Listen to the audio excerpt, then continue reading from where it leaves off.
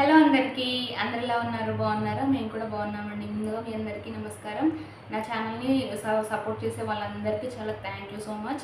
ఇంకా సపోర్ట్ చేయండి, నన్ను ఇలానే ఆదరించండి. మంచి మంచి ఇన్ఫర్మేటివ్ వీడియోస్ మీ ముందుకు తీసుకొస్తాను. వీడియోలోకి వెళ్ళే ముందు నా ఛానల్ని కనుక మీరు ఫస్ట్ టైం చూసినట్లయితే తప్పకుండా సబ్స్క్రైబ్ చేసుకోండి. బెల్ ఐకాన్ ప్రెస్ చేసి ఆల్ సెలెక్ట్ చేసుకోండి. సో దట్ నేను పెట్టిన వీడియోస్ అన్నీ మీ దాకా నోటిఫికేషన్స్ వస్తాయి. మిస్ అవ్వకుండా అన్ని వీడియోస్ చూడొచ్చు. నచ్చినట్లయితే లైక్ చేయండి, తప్పకుండా ఏదో ఒక కామెంట్ చేయండి. మీకు ఏది నచ్చింది, ఏదన్నా ఒక పాయింట్ నచ్చి ఉంటుంది కదా, అలా కామెంట్ చేశారంటే కనుక నేను ఇంతగా అడుగుతుంది ఎందుకంటే లైక్ చేయండి, కామెంట్ చేయండి అని చెప్పి మీరు అలా నాతో ఇంటరాక్ట్ అయితే నా వీడియోని యూట్యూబ్ వాళ్ళు అనేది ఎక్కువ మందికి రికమెండ్ చేస్తారనమాట. అంటే ఎక్కువ మంది చూడటానికి ఛాన్స్ ఉంటుంది. సో అందుకని తప్పకుండా నాకు సపోర్ట్ చేయండి, కామెంట్ అలానే మీ ఫ్రెండ్స్ ఇంకా ఫ్యామిలీ మెంబర్స్తో కూడా షేర్ చేయండి. ఈరోజు నా ప్రెగ్నెన్సీ స్టోరీని మీతో షేర్ చేసుకోబోతున్నాను. పీసీఓఎస్ ఉన్న వాళ్ళు అస్సలు భయపడకండి. ప్రెగ్నెన్సీస్ రావేమో, న్యాచురల్గా రావేమో, ఇంకా ఎక్స్ట్రా ట్రీట్మెంట్స్ తీసుకోవాలా, ఇదంతా ఒకప్పుడు ఇప్పుడు చక్కగా లైఫ్ స్టైల్ కనుక మార్చుకున్నారంటే నేను అసలు నా పీసీఓడి జర్నీ అంతా ఎలా జరిగింది అదంతా నేను ఒక వీడియో చేశాను. అది ఇక్కడ డిస్క్రిప్షన్లో మెన్షన్ చేస్తాను, అది చూడండి. డెఫినెట్గా అది కనుక ఫాలో అయ్యారంటే మీరు కూడా న్యాచురల్గా కన్సీవ్ అయ్యే ఛాన్సెస్ ఉంటాయి అన్నమాట. లేట్ చేయకుండా వీడియోలోకి వెళ్ళిపోతాం. స్కిప్ చేయకుండా ఎండ్ వరకు చూడండి. మా మ్యారేజ్ అయిన 1 మంత్కే నేను కన్సీవ్ అవ్వడం జరిగిందండి. అది నాకైతే చాలా సంతోషం వేసిందనమాట. అప్పుడు నాకు కానీ మా వారికి కానీ. సెప్టెంబర్ 28న నేను కన్సీవ్ అయిన డేట్ అనమాట. మా బాబు మాత్రం వజ్రం లాంటి కొడుకు పుట్టాడండి. ఆ దేవుడు ఇచ్చిన పెద్ద గిఫ్ట్ మాకు. వాడు అసలు ఎలా జరిగింది, నేను ఎన్ని ప్రాబ్లమ్స్ ఫేస్ చేశాను అదంతా మీతో షేర్ చేసుకుంటాను ఈరోజు. అసలు సెప్టెంబర్ 28న నా ఎల్ఎంపి అనమాట. ఎల్ఎంపి అంటే ఏంటో అనుకుంటారు, లాస్ట్ మంత్ పీరియడ్ అంటే సెప్టెంబర్ 28 అనమాట నాది. దాని తర్వాత నేను 40 డేస్కి మామూలుగా చెక్ చేసుకున్నా. పీసీఓడి ఉంది కదా, దానివల్ల ఆగిందేమో అని చెప్పి కొన్ని రోజులు డిలే చేశాను అనమాట. 40 డేస్కి మ్యాక్సిమం 40 డేస్కి తెలిసిపోతుంది టెస్ట్ చేస్తే. ప్రెగ్నెన్సీ పాజిటివ్ వచ్చింది. అయితే ఇంటి దగ్గర పెద్దవాళ్ళు ఏమన్నారంటే ఇప్పుడే వెళ్ళొద్దు హాస్పిటల్కి, 3వ నెల వచ్చాక వెళ్దు అని చెప్పి. కానీ అలా చేయకండి, ఇంటి దగ్గర వాళ్ళంటే అప్పట్లో అలా జరిగేది, కానీ ఇప్పుడు అలా కాదు. ప్రెగ్నెన్సీ స్పాట్ అంటే మన ఫర్టిలైజ్ అయిన ఎగ్ అనేది అతుక్కునే ప్లేస్ కనుక ట్యూబ్స్ దగ్గర కానీ ఉన్నట్లయితే దాన్ని ఎక్టోపిక్ ప్రెగ్నెన్సీ అంటాము. అది అంత హెల్దీ ప్రెగ్నెన్సీ కాదు, అంటే మంచిగా గ్రో అవ్వదు అనమాట. అంటే ఇంకా అది ఉంచుకున్నా మనకి వేస్ట్, మన హెల్త్ ప్రాబ్లం అవుతుంది. ఆ ప్రెగ్నెన్సీ అనేది గ్రోత్ అనేది ఉండదన్నమాట. అది అవాయిడ్ చేయాల్సి వస్తుంది. సో అందుకని తప్పకుండా 40-45 డేస్ కల్లా టెస్ట్ చేసుకోండి, తెలిసిపోతుంది. వెంటనే ఆ టెస్ట్ రిపోర్ట్స్ తీసుకొని డాక్టర్ దగ్గరికి వెళ్తే వెంటనే స్కాన్ చేసి మన హెల్దీ ప్రెగ్నెన్సీయా లేకపోతే ఎక్టోపిక్ ప్రెగ్నెన్సీ అని టెస్ట్ చేసి చెప్తుంది కదా మనకి. అప్పటి నుంచి ఆ ట్యాబ్లెట్స్ అనేవి మస్ట్ అండ్ షుడ్ అండి. ఫోలిక్ యాసిడ్ అనేది తప్పకుండా, ఫోలిక్ యాసిడ్ ట్యాబ్లెట్స్ అనేవి మిగతా సప్లిమెంట్స్తో పాటు తప్పకుండా 8th మంత్, నేనైతే మీరు నమ్మరు, 8th మంత్ వరకు కూడా ఫోలిక్ యాసిడ్ అనేది వాడాను. ఎందుకంటే ఇంతకుముందు పీసీఓడి ఉంది కదా, మేడం ఏమన్నారంటే బేబీ హెల్తీగా ఉండాలంతా బాగుండాలంటే కనుక ఫోలిక్ యాసిడ్ అనేది వాడుకోవచ్చమ్మా, తప్పలేదంటే నేను 8th మంత్ వరకు కూడా ఫోలిక్ యాసిడ్ అనేది వాడటం జరిగింది. ఎలాంటి సప్లిమెంట్స్ ఇస్తారు? మోస్ట్లీ ఐరన్ ట్యాబ్లెట్స్ ఇస్తారు కదా, vitamin D tablets, folic acid, కొంచెం బలానికి లేదంటే పాలల్లో పౌడర్ ఇలా ఇస్తారు కదా. నేను కూడా అవే వాడాను అనమాట. 3rd మంత్లో ఎవ్రీ మంత్ చెకప్ ఉంటుంది కదా, 3rd మంత్లో వెళ్ళాను. 3rd మంత్లో అయితే టీటీ చేస్తారు. అంటే సెప్టిక్, మనకి పొరపాటున ఏమన్నా గుచ్చుకున్న సెప్టిక్ అవ్వద్దు, అంత ప్రెగ్నెన్సీలో చాలా జాగ్రత్తగా ఉండాలి కదా. సో అలా టీటీ చేయించుకున్నాను. తర్వాత 6th మంత్లో ఒకసారి టీటీ చేశారు. ఎవ్రీ మంత్ స్కానింగ్ ఉండేది. ఈ రోజుల్లో ప్రతి ఒక్క డాక్టరు స్కానింగ్ ఎవ్రీ మంత్ చేస్తున్నారంటండి. నేను కూడా అలానే చేయించుకున్నాను. ఫస్ట్ నాకు భయం వేసింది అనమాట. స్కానింగ్ అంటే ఒక రేడియేషనే కదా, రిపీటెడ్గా అలా స్కాన్ చేయడం వల్ల బేబీకి రేడియేషన్ వల్ల బేబీకి ఏమన్నా ప్రాబ్లం అవుతుందా అని చెప్పి అడిగాను. అప్పుడు నాకు డాక్టర్ ఏం చెప్పారంటే ఇది అంత పవర్ఫుల్ రేడియేషనే కానీ అంత పవర్ఫుల్ రేడియేషన్ కాదు. దానివల్ల బేబీకి ఎలాంటి ఎఫెక్ట్స్ ఉండవు. అసలు ఎఫెక్ట్స్ ఉంటే మేము ఎలా చేస్తామమ్మా స్కానింగ్ అనేది. డాక్టర్ నిజంగా నేను చూసుకున్న డాక్టర్ అయితే దేవత. చక్కగా నేను నాకున్న ప్రతి డౌట్స్కి మంచి క్లారిఫికేషన్ ఇచ్చేదనమాట. ఇంకా ఎలాంటి జాగ్రత్తలు తీసుకోవచ్చు నార్మల్ డెలివరీకి, ఇంకా ఎలాంటి ఎక్సర్సైజ్ కానీ ఎలాంటి పనులు చేసుకోవచ్చు, ఇంట్లో పనులు అన్నీ చేసుకోవచ్చు కదా. అతిగా జాగ్రత్త పడి ఏది కూడా అతిగా చేయకూడదండి. జాగ్రత్తలు తీసుకోవాలి కానీ మినిమం అసలు కదలకుండా కూర్చోవడం. ప్రెగ్నెన్సీ అని అందులో ఫస్ట్ ప్రెగ్నెన్సీ అయితే మన అమ్మ నాన్న కానీ అత్త మామలు కానీ కొంచెం అపురూపంగా చూసుకుంటారు కదా బేబీ వస్తుందని చెప్పి. సో చక్కగా ఇంట్లో పనుల వరకు చేసుకోండి. కొంచెం జాగ్రత్తలు తీసుకుంటూ మన పనులు మనం చేసుకుంటే మనము యాక్టివ్గా ఉంటాం, కడుపులో బేబీ కూడా యాక్టివ్గా ఉంటాం. మా వారేమో ఇక్కడ జాబ్ పరంగా గుంటూరులో ఉన్నారు అతను. సో అప్పుడు కరోనా అనమాట, సెకండ్ వేవ్ కరోనా జరుగుతుంది, సెకండ్ వేవ్ రన్ అవుతుంది అనమాట. ఇంకా ఆఫీస్లో ఉన్నారు కదా. నేను 5th మంత్లో నిద్ర చేయడానికి మా అత్తగారింటికి వెళ్ళాను. సో నాతో పాటు తను కూడా వచ్చారనమాట. అప్పుడేమైంది, మా వారికి డైలీ వెళ్ళి వస్తూ ఉన్నారు కదా ఆఫీస్కి, ఆయనకి కరోనా అటాక్ అయింది. ఆ విషయం మాకు తెలియదు కదా. అంటే మనిషి నార్మల్గానే ఉన్నారు కానీ వాళ్ళ కొలీగ్స్లో ఎవరికో వచ్చిందంట. సో కలిసే ఉన్నాం కదా ఆఫీస్లో అని చెప్పి జనరల్గా మనం టెస్ట్ చేయించుకుందాము, ఉందో లేదో తెలుస్తుంది కదా అని టెస్ట్ చేయించుకుంటే పాజిటివ్ వచ్చింది. అస్సలు మామూలు షాక్ అయితే నేనైతే ప్రెగ్నెన్సీలో ఉన్న మా వారు కూడా నా దగ్గరకు వచ్చారు కదా. మేము నిద్ర చేయడానికి మా అత్తగారింటికి కలిసే వెళ్ళాం. ఇదేంటి సరే నేను కూడా టెస్ట్ చేయించుకుంటాను ఒకసారి అని చెప్పి టెస్ట్ చేయించుకుంటే నాకు పాజిటివ్ వచ్చింది. 5th మంత్ ప్రెగ్నెన్సీలో కరోనా పాజిటివ్. అసలు వినడానికి ఎంత భయంగా ఉంది కదా. అసలు నేనైతే చాలా భయపడిపోయి చాలా ఏడ్చాను అనమాట. అసలు ఇదేంటి బేబీకి ఏమవుతుందో. ప్రెగ్నెన్సీలో అంటే నార్మల్గా ఉన్న వాళ్ళకి ఇమ్యూనిటీ తక్కువ ఉంటే ఈ కరోనా వల్ల చాలా ప్రాబ్లమ్స్ ఫేస్ చేస్తున్నారు కదా. కళ్ళ ముందు చూస్తూనే ఉన్నాము. నేను ఇంకా కరోనా మెడిసిన్ వాడాలి కదా. నేను నా ప్రెగ్నెన్సీకి రిలేటెడ్ మెడిసిన్ వాడుతున్నాను.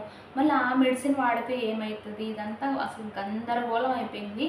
ఆ 4 రోజులైతే మాత్రం అసలు ఎలా ఏంటి అదంతా. మళ్ళీ నేను గైనకాలజిస్ట్, నేను ఎవరైతే చూపించుకుంటున్నానో ఆ గైనకాలజిస్ట్కి కాల్ చేశాను అనమాట. కాల్ చేసి మేడము ఇలా కరోనా అని పాజిటివ్ అని తెలిసింది, ఏం చేయాలి, హాస్పిటల్కి రమ్మంటారా అంటే, వద్దమ్మా ఇంకా అందరూ ప్రెగ్నెంట్ లేడీసే కదా నీతో పాటు వీళ్ళందరూ కూడా, నువ్వు వస్తే మళ్ళీ ప్రాబ్లం అవుతుంది.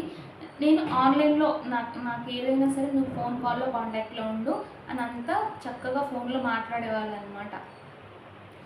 అలా నువ్వు ఎక్స్ట్రా మెడిసిన్స్ ఏమి తీసుకోవద్దు, వాళ్ళు ఇచ్చే సప్లిమెంట్స్ ఆల్మోస్ట్ ప్రెగ్నెన్సీలో నువ్వు వాడుతూనే ఉంటావు. డి విటమిన్ కానీ కొంచెం బలానికి, C vitamin, citrus fruits. C vitamin చాలా ఇంపార్టెంట్. కరోనా అనేది మన ఇమ్యూనిటీ పెంచితే ఆటోమేటిక్గా అదనేది తగ్గిపోతుంది అనమాట. సిట్రస్ ఫ్రూట్స్, కొంచెం ఫ్రూట్స్ మంచిగా తిను, కమలా పండు, ద్రాక్ష, దానిమ్మ ఇవి తీసుకున్నామంటే సి విటమిన్ ఉండడం వల్ల నీకు కరోనా అంత మైల్డ్గా వచ్చింది. నాకు సిమ్టమ్స్ ఏం లేవు, నేను నార్మల్గానే ఉన్నాను. కానీ టెస్ట్ చేసుకుంటే పాజిటివ్ వచ్చింది. అందుకని నువ్వు నార్మల్గానే ఉన్నావు కదా, నీకు దగ్గు కానీ ఇంకా వేరే గొంతు నొప్పి కానీ అసలు వేరే సిమ్టమ్స్ ఏం లేవు. సో నువ్వు ఫుడ్ మంచిగా తీసుకో, ఈ సప్లిమెంట్స్ అనేవి ఆపకుండా కంటిన్యూ చేస్తూ ఉండు, ఏం ప్రాబ్లం ఏమి ఉండదు అని చెప్తే నేను అలానే మంచి ఫుడ్ తీసుకోవడం, కొంచెం ట్యాబ్లెట్స్, సప్లిమెంట్స్ తీసుకోవడం అలా చేయటం వల్ల వితిన్ 1 వీక్కే మా వారికి నాకు ఇద్దరికి క్యూర్ అయిపోయింది అనమాట. అప్పుడైతే అది నిజంగా దేవుడికి ఎన్ని దండాలు పెట్టుకున్నాను నేనైతే. బేబీకి ఏం కాకూడదు. నాకు ఫస్ట్ టైం ప్రెగ్నెన్సీ కదా, అంతగా ఏం తెలియదు. అందులో మళ్ళీ కరోనా అటాక్ అవ్వడం అంటే మాకైతే చాలా భయం వేసింది. సో అలా జరిగిందనమాట. 1 వీకే రికవర్ అయిపోయాను. ఇంకా 6th మంత్ వచ్చేసింది ఈలోపు.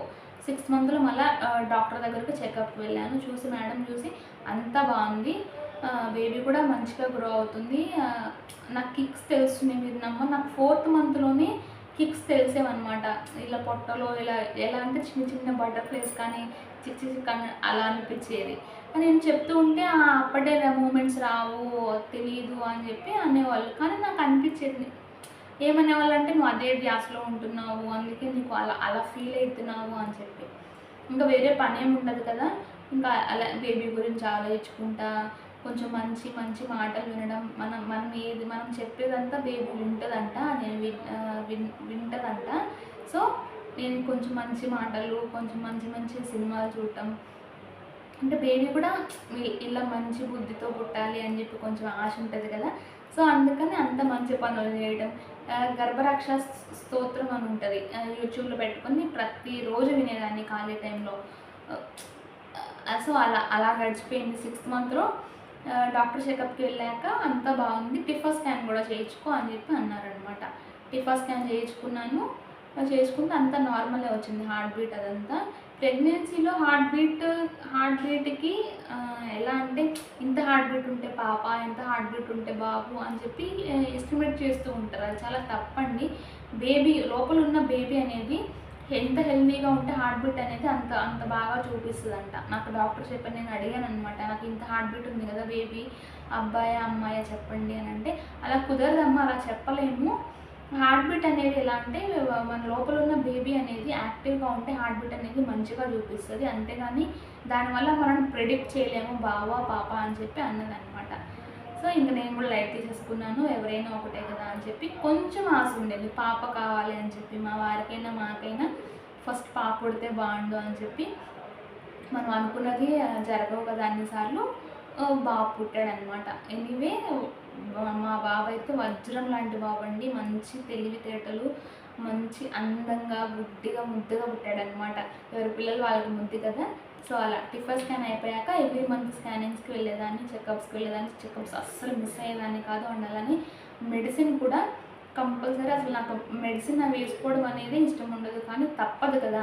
ఆ ప్రెగ్నెన్సీలో మన బేబీ అనేది హెల్తీగా ఉండాలంటే మెడిసిన్ బాగా తీసుకోవాలి, ఫుడ్ బాగా తీసుకోవాలి, వాకింగ్ అనేది మస్ట్ అండ్ షుడ్ అనమాట. వాకింగ్ అనేది మంచిగా పొద్దున సాయంత్రం వీలైతే రోజుకు 3 సార్లు కూడా వాకింగ్ చేయండి. నేను అలానే చేసేదాన్ని. నాకు పై పొట్ట అనమాట, పై పొట్ట కింద పొట్ట అంటారు కదా. తిన్న వెంటనే ఆయాసంగా అనిపించేది, అందులో వామిటింగ్స్ కూడా ఉన్నాయి. 3rd మంత్ నుంచి నేను ఈవెన్ కనే వరకు కూడా 9th మంత్ వరకు కూడా వామిటింగ్స్ అనేవి ఉన్నాయన్నమాట. నాకు తగ్గలేదు. నాకు హెవీగా అనిపించినప్పుడల్లా ఇలా వామిటింగ్ అయిపోతే ఫ్రీగా అనిపించేది. అందుకని నేను వామిటింగ్స్ తగ్గడానికి మెడిసిన్ కూడా ఏం తీసుకోలేదు. అంటే ఓవర్గా అవేవి కాదు, రోజుకు 1, 2 అలా జరిగినాక 7th మంత్లో చెకప్కి వెళ్తే స్కానింగ్ చేసి మేడం ఏం చెప్పిందంటే బేబీ బొడ్డుతాడంట, మెడకు చుట్టుకొని ఉందంట. అది ఇంకొక బిగ్ షాకింగ్ న్యూస్ మాకు. ఇదేంటి కడుపులో అంటే బేబీ తిరుగుతూ ఉంటుంది కదా. సో అలా తిరిగే ఆ ప్రక్రియలో ఏమైందంటే ఆ బొడ్డుతాడు అనేది ఇలా మెడకు చుట్టుకుంది. సింగిల్ కార్డ్ నెక్ అంటారు కదా అది. అడిగాను దీనివల్ల ఏమన్నా ప్రాబ్లమా అంటే బేబీ తిరిగేటప్పుడు కొంతమందికి అలా పోతుందంట. ఇప్పుడు ఇలా తిరిగేటప్పుడు చుట్టుకుంది, ఇలా తిరిగారనుకోండి ఆ బొడ్డుతాడు అనేది తన అంతటా తనే తీసేసుకుంటాడు అనమాట. అలా జరుగుతుందంట. కొన్ని సిచ్యువేషన్స్లో కొంచెం టైట్ అయ్యే ఛాన్సెస్ ఉంటాయంట. నేను ఏదైనా సరే కొంచెం ఏదైనా ఇబ్బందిగా చెప్తే కనుక ఇది దాన్నే పట్టుకొని అదే స్టిక్ అయిపోయి ఉంటాను అనమాట ఆ విషయానికి. అయ్యో ఇలా చెప్పారేంటి, 5th మంత్లోనేమో కరోనా అని చెప్పి అప్పుడు భయపడ్డాము 1 మంత్ 2 మంత్స్ వరకు. ఇప్పుడు చూస్తేనేమో మళ్ళీ ఇది అంటున్నారు, దేవుడా అని మంచిగా అంతా మంచిగా అవ్వాలి, నేను మంచిగా డెలివరీ అవ్వాలి అని చెప్పి అలా మళ్ళీ 15 డేస్కి మళ్ళీ వెళ్ళాను ఒకసారి. మళ్ళీ స్కాన్ చేస్తే పోయింది అని చెప్పి అన్నారు. అప్పుడు ఇంకా బాగా అనిపించింది. బ్లడ్ పర్సంటేజ్ చూస్తారు కదా ఎంత పర్సంటేజ్ ఉంది అని చెప్పి. మనము డెలివరీ అయ్యే టైం కల్లా మినిమం 10% అన్నా ఉండాలి మన హీమోగ్లోబిన్ అనేది. అప్పుడు అంటే ఆపరేషన్ అయినా పర్లేదు, నార్మల్ డెలివరీ అయినా పర్లేదు. బ్లడ్ లాస్ అనేది ఎట్టి పరిస్థితుల్లో ప్రెగ్నెన్సీలో మీరు ఉంచుకోకండి. గట్టిగా తినడానికి ట్రై చేయండి. ఎందుకంటే మనం బయట నుంచి బ్లడ్ ఎక్కించుకుంటే కనుక లేనిపోని ప్రాబ్లమ్స్ వస్తాయి, అందులో బేబీ కూడా ఉంటుంది కాబట్టి. సో అందుకని బయట నుంచి అలా ఎక్కించుకునే కన్నా మన ఒంట్లో నుంచి మన బేబీ కూడా బ్లడ్ వెళ్తుంది కదా, మన ఫ్లెష్ కానీ బ్లడ్ కానీ అంతా మన నుంచే కదా ఆహారమైనా. సో అందుకని బేబీ కోసమైనా ఆలోచించి మంచి ఫుడ్ తీసుకోండి. నేను అలానే తీసుకున్నాను. బ్లడ్ పర్సంటేజ్ కూడా నాకు స్టార్టింగ్ డేస్లో చాలా తక్కువ ఉండే, 6.5, 7 అట్లా. నా డెలివరీ టైం కల్లా 10 అయింది. మేడం టెస్ట్ చేసి చూసి పర్లేదు సరిపోతుంది, మనం ఎక్స్ట్రా ఏమీ ఇవ్వనక్కర్లేదు అని చెప్పారు. 8th మంత్ తర్వాత మనకు మెడిసిన్ కూడా ఏమి ఇవ్వరు కదా. సో అలా ఇంకా ఫుడ్డే, మంచి ఫుడ్ తీసుకోవడం, ఫ్రూట్స్ తీసుకోవడం, కొబ్బరి నీళ్ళు. నా ఒళ్ళు కొంచెం వేడిగా ఉంటుందన్నమాట, హీట్ ఎక్కువ బాడీ. ఆ హీట్ తగ్గించుకోవడానికి కొబ్బరి నీళ్ళు తాగేదాన్ని. దానివల్ల నాకు ఉమ్మ నీళ్ళు అనేవి బాగా ఎక్కువ అయిపోయాయి. నార్మల్గా ఉండేదానికన్నా కొంచెం పర్సంటేజ్ అనేది ఎక్కువ ఉందంట, నాకు డెలివరీ టైంలో చెప్పారు. 8th మంత్ నుంచి 15 డేస్కి ఒకసారి చెకప్ వెళ్తాం కదా, అప్పుడు కూడా బ్లడ్ టెస్ట్, యూరిన్ టెస్ట్ అంతా చేసి అంతా బాగుంది. షుగర్ టెస్ట్, థైరాయిడ్ టెస్ట్, ఇంకా బీపీ చెక్ చేసేవాళ్ళు, అంతా నార్మల్గా ఉన్నాయన్నమాట. ఈ ప్రెగ్నెన్సీలో పాపుడుతుందా బాపుడుతుందా అని ఓవర్ టెన్షన్ తీసుకోకండి, ఓవర్గా ఎక్సైట్ అసలు అవ్వకండి. ఎవరైనా ఒకటే ఈ రోజుల్లో అలా ఓవర్గా టెన్షన్స్ తీసుకోవడం వల్ల ఏమవుతుందంటే షుగర్ వచ్చే ఛాన్సెస్ ఉంటాయంట. సో అందుకని జాగ్రత్తగా ఉండండి. తర్వాత అలా 9th మంత్ కూడా వచ్చింది. 9th మంత్ వచ్చాక వారానికి వెళ్దాం కదా, వీక్ బై వీక్. ఇంకా 9th మంత్ వచ్చాక ఇంకా స్క్వాటీస్ అని కొంచెం అంటే ఇంతకుముందు వరకు వాకింగ్ చేశాను, చిన్న పనులు చేసేదాన్ని. 9th మంత్ వచ్చేసాక చిన్న ఎక్సర్సైజెస్ చేయడం స్టార్ట్ చేశాను. అంటే కొంచెం కింద స్క్వాటింగ్ పొజిషన్ ఉంటుంది అంటారు కదా, స్క్వాటింగ్ అలా చేయడం, బటర్ఫ్లై ఎక్సర్సైజెస్ చేయడం, మెట్లు ఎక్కి దిగడం. ఎందుకంటే యూట్రస్ అనేది విచ్చుకుంటుంది కదా, అంటే నార్మల్ డెలివరీ అవ్వడానికి ఛాన్సెస్ ఉంటాయి అన్నమాట. సో అలా చేశాను. ఎన్ని చేసినా కానీ ఆపరేషనే పడింది. నార్మల్ అంటే నేను కొంచెం హైట్ తక్కువ ఉండడం వల్ల నార్మల్ డెలివరీకి కొంచెం కష్టమవుతుందంట. అందులో నాకు యూట్రస్ కూడా విచ్చుకోలేదు. సో అందుకని మేడము ఇంకా నా డెలివరీ స్టోరీ మీకు చెప్పాలి. దాన్ని ఎలా జరిగిందంటే, నేను నార్మల్గా వాకింగ్ చేస్తూ ఉన్నా, కొంచెం ఒక సైడ్ లెఫ్ట్ సైడ్ అనేది నాకు నొప్పిగా ఉంది. ఇప్పుడు సాయంత్రం నుంచి నొప్పిగా ఉంది. అంటే నెలలు పైబడుతున్నాయి కదా, కొంచెం బరువుగా అనిపిస్తుంది కదా, సో అందుకని ఏమో అనుకున్నాను. కానీ ఒకసారి చెకప్ చేయించుకొద్దాము, ఎందుకన్నా మంచిది, నొప్పి అంటున్నావు కదా అని వెళ్తే మేడం చూసి అంటే నీకు డెలివరీ టైం దగ్గర పడిపోయింది, ఈరోజు చేయించేసుకో, మళ్ళీ ఇవి పెయిన్సే కానీ నీకు అర్థం అవ్వట్లేదు, నాకు ఫస్ట్ టైం కదా, అవి పెయిన్సా నార్మల్గా, డెలివరీ పెయిన్సా నార్మల్గా అని అర్థం కాలేదనమాట. ఇవి డెలివరీ పెయిన్సే. ఎందుకు మళ్ళీ స్కానింగ్ చేస్తే ఏమైంది, 7th మంత్లో ఒకసారి వేసుకున్నాడు కదా మెడ చుట్టూ తాడు, 9th మంత్ డెలివరీ టైంకి మళ్ళీ మెడ చుట్టూ ఉంది. ఈ పెయిన్స్ తీసుకోవడం వల్ల నైట్ 10కో 11కో వెళ్ళాం హాస్పిటల్కి, ఒకసారి చూపించుకొని వద్దాము అని చెప్పి. మేడం చూసి ఏమన్నారు, బేబీ బొడ్డుతాడు మెడకు ఉంది, నార్మల్ డెలివరీ అయ్యే ఛాన్సెస్ చాలా కష్టం, ఆపరేషన్ చేసుకోండి. నాకు కూడా ఎందుకు రిస్క్ తీసుకోవడం, ఓవర్ నైట్ మొత్తం వెయిట్ చేయడం ఎందుకు, ఇక షేర్ చేసుకుందామని నైట్ 11:45కి ఆపరేషన్ జరిగింది. చాలా అడ్వెంచర్స్ చాలా ఫేస్ చేశాను. ఇంకా నేను ప్రెగ్నెన్సీ టైంలో కొన్ని ఇష్యూస్ వినకూడనివి కూడా విన్నాను. ఇద్దరు ముగ్గురు బేబీస్ చనిపోవడం, హార్ట్‌లో హోల్స్, ఇదంతా క్లమ్జీగా అయిపోయేది. ఏదైనా సరే దేవుడి పైన నమ్మకం పెట్టుకోండి, మంచి ఫుడ్ తీసుకోండి, మన బేబీస్ కూడా హెల్తీగా పుడతారు. Thank you for watching. డెఫినెట్‌గా మీ అందరికీ యూజ్ అవుతుందని అనుకుంటున్నాను.